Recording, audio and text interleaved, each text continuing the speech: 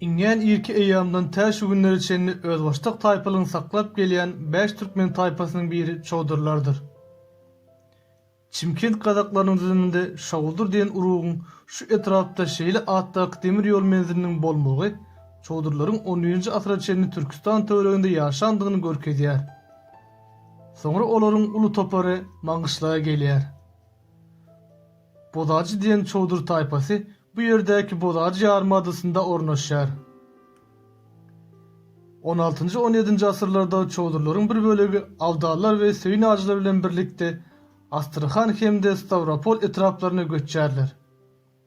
Beýleki bir bölegi bolsa Daşoğuz welaýatynyň Kalinin hemde Telman raýonlarynda ornaşýarlar. Çowdur taýpasynyň wekilleri Sayatda, Hojamazda, Buhara welaýatynyň hem Alat we Garaköl etraplarynda ýaşaýarlar.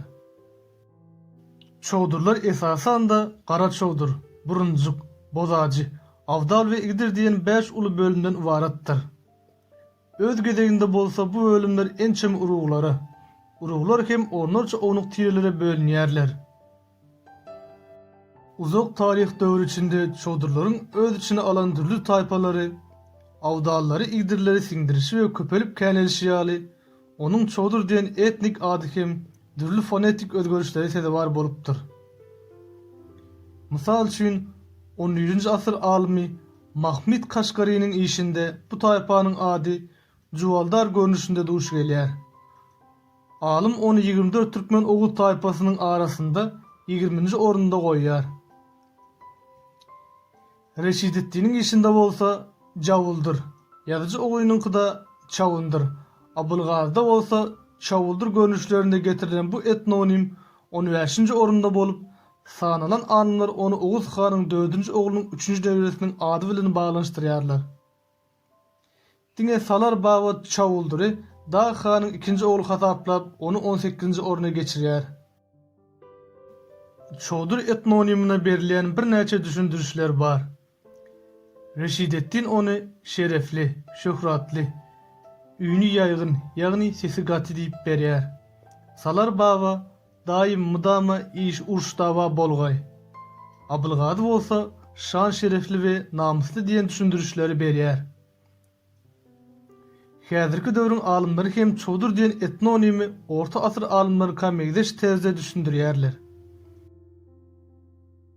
Bu etnonimiň iň gadymy Juvaldar ýa-da Çowaldar we häzirki döwürde ulanýan Çowdur görnüşlerinden ugur alyp, onuň diýip köküni çok diýen türki sözlerden baglaşdyrsak dogry bolup biler.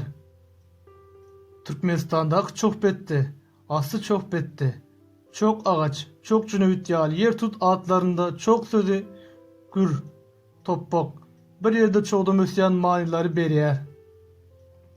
Häzirki türkmen dilinde çok sözü köpçülük, märeki, ýygyn diýen manydadyr.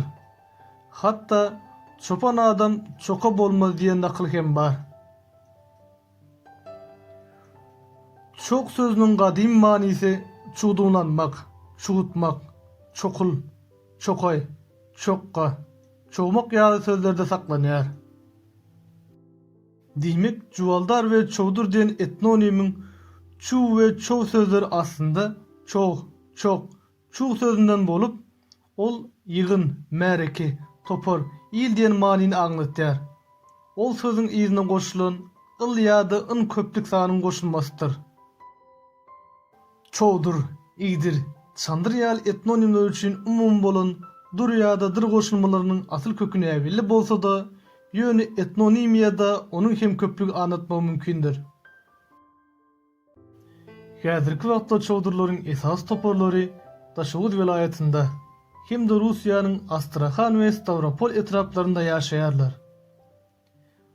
Astrahan we Stavropolda ýaşaýan Çowdurlar Abulgaz hanyň zamanynda onuň zulmuna çydam edip bilmän Maňyşlakda ýaşaýan wagtlarynda Ruslaryň gaýatlygyny kabul edip göçüp gidipdirler. Ol ýerde ýaşaýan halklar bilen garşan bolsalar da häzirçe özlerine mahsus dep desurlaryny saklap gelýärler.